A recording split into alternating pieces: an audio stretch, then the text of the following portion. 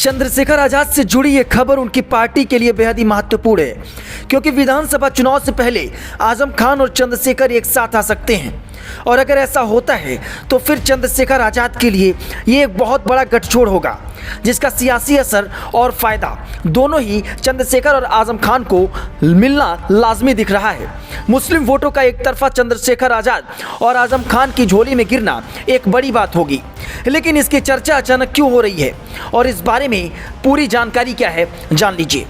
उत्तर प्रदेश स्थित सीतापुर जेल में बंद समाजवादी पार्टी के महासचिव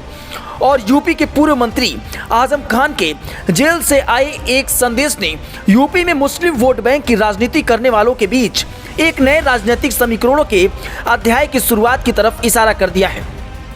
समाजवादी पार्टी की रामपुर इकाई के जिला अध्यक्ष अजय सागर ने एक पत्र जारी कर लिखा है कि ये मोहम्मद आजम खान का जेल से संदेश है। इसमें उन्होंने कहा है कि समाजवादी पार्टी रामपुर में हुए जुल्म और बर्बादी का मुद्दा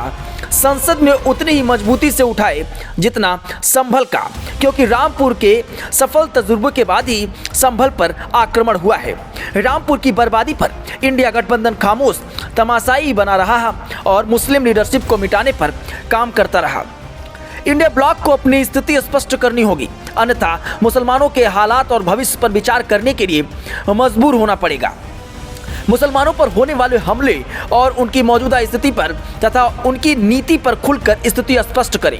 यदि मुसलमानों के वोटों का कोई अर्थ ही नहीं और उनके वोट का अधिकार उनकी नस्लकुशी करा रहा है, तो उन्हें विचार करने पर मजबूर होना पड़ेगा कि उनके वोटों के अधिकार को रहना चाहिए या नहीं। बेसहारा, अलग थलग और अकेला खाक व खून में नहाया हुआ अधिकार, इबादत गाहों को विवादित बनाकर समाप्त करना इत्यादि केवल साजिश करने वालों, षड्यंत्र रचने वालों तथा दिखावे के हमदर्दी के लिए देश की दूसरी आबादी को बर्बाद एवं नस्ते-नाबूद नहीं किया जा सकता।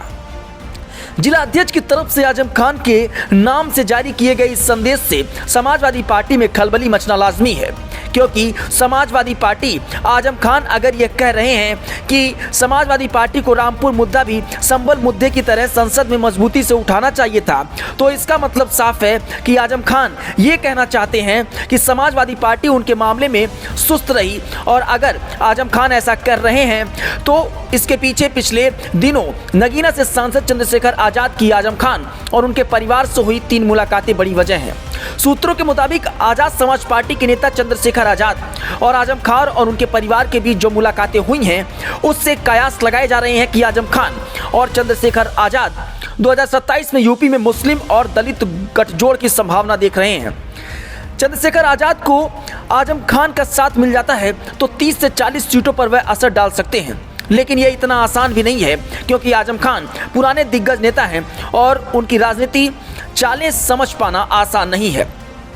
आजम खान इससे पहले भी सपा से अपनी नाराजगी समय समय पर जाहिर करते रहे हैं और उनकी पार्टी ने उन्हें बाहर का रास्ता भी दिखाया, लेकिन वो किसी अन्य दल में शामिल नहीं हुए और सपा से पूरे सम्मान के साथ वह वापस आए। और कहा यह भी जाता है कि सपा से आजम खान जो चाहते हैं वही होता है, लेकिन राजनीतिक संभावनाओं का खेल है और इसलिए कौन कब किससे नाराज हो जाए, किससे राजी हो जाए, ये सब परिस्थितियों पर निर्भर करता है। फिलहाल सपा जिला अध्यक्ष की तरफ से आजम खान का जो संदेश दिया गया है, उस राजनीतिक विषय का एक चर्चा जरूर बना हुआ है। ब्यूरो रिपोर्ट, ZR खबर।